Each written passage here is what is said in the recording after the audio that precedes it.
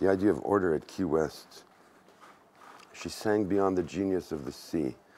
The water never formed to mind or voice, like a body, holy body, fluttering its empty sleeves, and yet its mimic motion made constant cry, caused constantly a cry that was not ours, although we understood, inhuman, of the veritable ocean. The sea was not a mask, no more was she.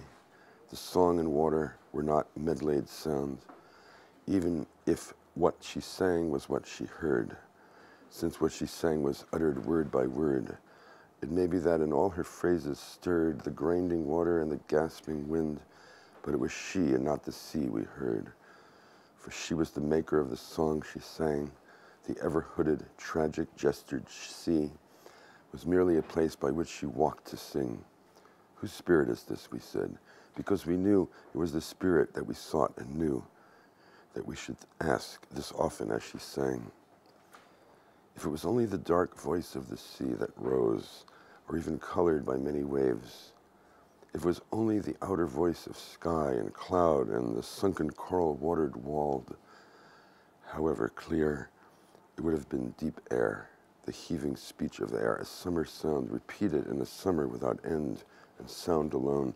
But it was more than that, more even than her voice and ours, among the meaningless plungings of water and the wind, theatrical distances, bronze shadows heaped on high horizons, mountainous atmospheres of sky and sea.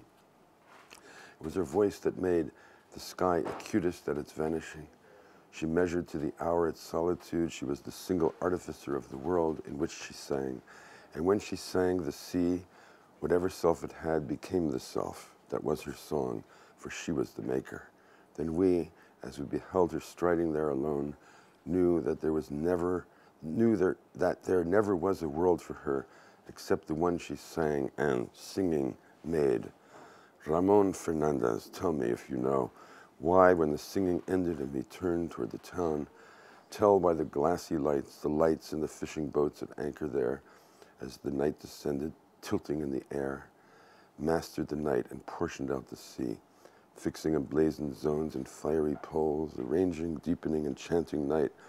Oh, blessed rage for order, pale Ramon, the maker's rage to order words of the sea, words of the fragrant portals, dimly starred, and of ourselves and of our origins, and ghostlier demarcations, keener sounds. It's not bad, huh?